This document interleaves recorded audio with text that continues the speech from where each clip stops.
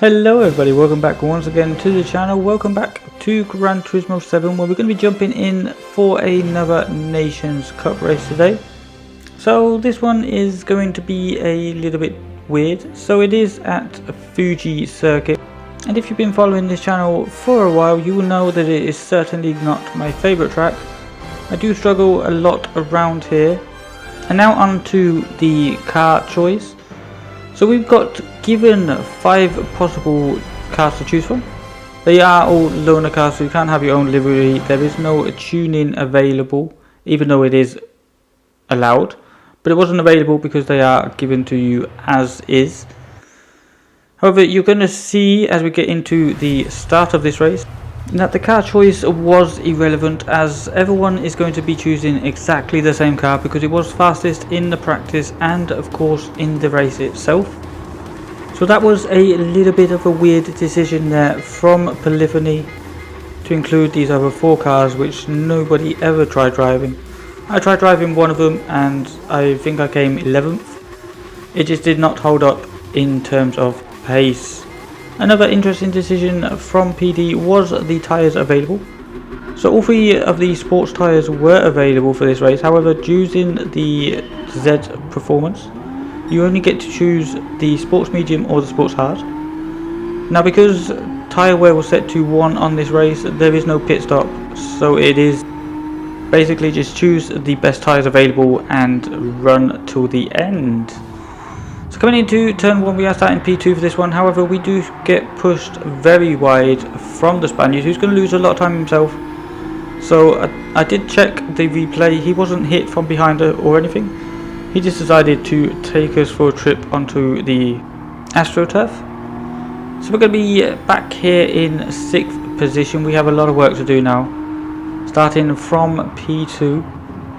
The Frenchman who started in pole is still sitting pretty in 1st position, but we had that little tangle with the Spaniards. So now we're sitting back here in P7, and that's going to be even worse here as the Spaniard is going to have another go, pushing us all the way to the very outside of the track, allowing him position to get through. However, the Brit here is going to brake very early, so we're going to follow the Spaniard through this time into the difficult chicane to get right. The Brit spins behind, so I'm not sure if there was any contact with him. That's going to give us plenty of time behind to work with. We can just focus on catching up or staying with the pack up ahead and making any positions that we can see fit. So the Spaniard pushes his way past the Frenchman as well, and then the Frenchman runs us all the way out here to the outside, which is going to compromise my line going through the final lap here. So we're going to stay in the slipstream all the way down this very long start to finish straight. See if we can pick up any positions, as there was somebody serving a penalty. The German there of PD or PB. Sorry, PB 991. We're going to see if we can make a move coming into the first corner here. The gap just opens up, so we shoot down the inside of that one. That's going to be another position, so we are sitting now in P6. We have the Frenchman who started in front of us on pole position, of course, right in front of us in P5. We have the German who seems to be pushing everyone out the way here, as he also gets in a bit of a tangle with the other Brit. Now coming through this difficult right-hander, you're going to see a move which looks incredibly dirty on my half. However, I will explain that it looked to me at the time of this race, it looked to me like he was swerving to the left. So I thought I would try and duck underneath him and then go on the inside of that corner. However, he did get a little bit of oversteer and ended up basically drifting in front of our car.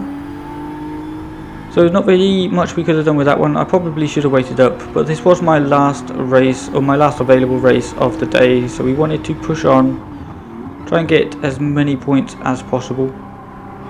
It definitely wasn't a dirty move, even though it did seem that way. So coming now to the start finish straight for the second time in this race.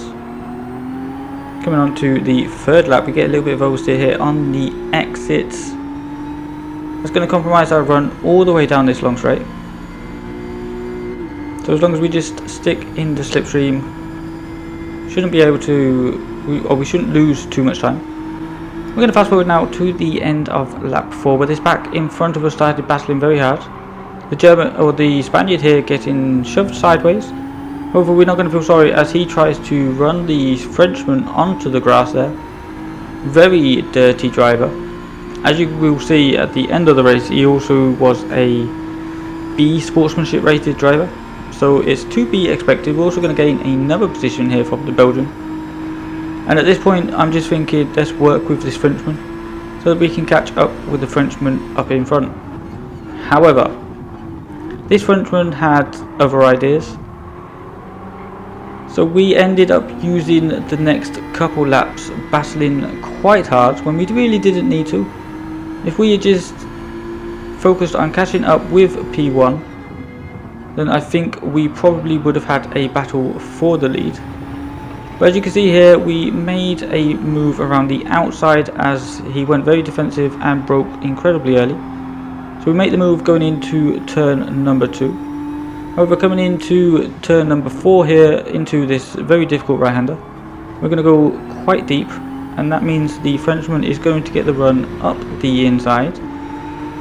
So that's fair enough. We will just sit behind. Again, we're not really trying to look for this move. As you can see, the Frenchman up ahead has a 1.3 second or 1.3 second gap. But again, I felt like he braked really early. And again, we're going to go side by side through this chicane, which is not going to help us catch up with the Frenchman in the lead. As you can see, the Frenchman pulling a gap now of 2.2 seconds. So he is pulling away. We only have 2 laps remaining after the end of this one. So we'll see what we can do. Of course, we only need to gain 1 position to finish exactly where we started. But we want to go 1 better than that. I really felt like I could have won this race. I felt like I had a lot of pace. Finally at Fuji we have some credible pace. So going on to lap number 6 here, we are behind the Frenchman. Of course, everyone's driving the same car, so it is basically all about skill. Give him a little bit of a bug draft, just saying that we want to work together, we want to catch the Frenchman up in front. However, he is going to go defensive once again and brake quite early. We're going to try and go for that deep line so that we can get a good run into turn 2. Now this is a bit of a weird moment coming up, as we didn't feel like we were alongside. However, when he tries to pull back to the racing line, there was contact with the front of my bumper and that unsettled his car. Definitely wasn't my fault, I just believe it was a racing incident. So we're going to carry on here, and he's going to lose quite a bit of time. So now we can just focus on catching up with the Frenchman up in first place, who has a gap of 3 seconds roughly. Although we do only have 1.5 laps to catch up. There's going to be a bit of a difficult order or a difficult task, but we're going to give it our best shot. We were faster in qualifying, so we should be faster in the race. Let's see if we can close down that gap. As you can see, the gap already come down there to 2.7 seconds. So I definitely feel like a bit more time, and we definitely would have been challenging for the lead. Coming round now on to the start finish straight. To start the last lap of the race, I go very deep here into the end, or into the final corner. That's going to give the Frenchman a run, and he does have the slipstream, so he's going to be gaining all the way down this straight. So at this point, the gap to the guy in front is 2.8 and increasing. So I decide that we're just going to defend our second position. So I move over to defend it. I'm not really sure what happened to the Frenchman there. Maybe trying to get the cut back, but we did manage to park it on the apex. Of course, these cars on sports medium tyres, not the best handling cars, so trying that quick switchback is going to be incredibly difficult. He does get a good run through turn 2 though, so we're going to have to keep it tight coming along this sweeping corner. We're also going to keep it tight into this difficult right-hander coming up now, making sure we get it slowed early on the power, a little bit too early there as we get a bit of oversteer. Luckily the Frenchman behind gets that oversteer as well. Coming down now to the chicane for the last time in this race. We have a gap of 0.5 seconds, which is increasing all the way up to a second actually coming into the entrance of the chicane. On the exit here we're going to still be gaining a little bit of time. Now this last sector is definitely my worst. I'm not very good with these late entrance to corners. So swinging out wide, I thought we was going to get pitted there. I did think the Frenchman was going to fire it up the inside, so I was a little bit scared, but we're going to keep it nice and tight for this last corner as the Frenchman tries to get the good run, taking that extra wide line into the final corner. However, we're just going to hug the pit lane wall and we are going to come home for a well-deserved P2. So not the worst result in the world, going from P2 all the way down to P8 at one point in this race, and then fighting our way back into P2 against some A-rated drivers as well, so we'll take that with a pinch of salt.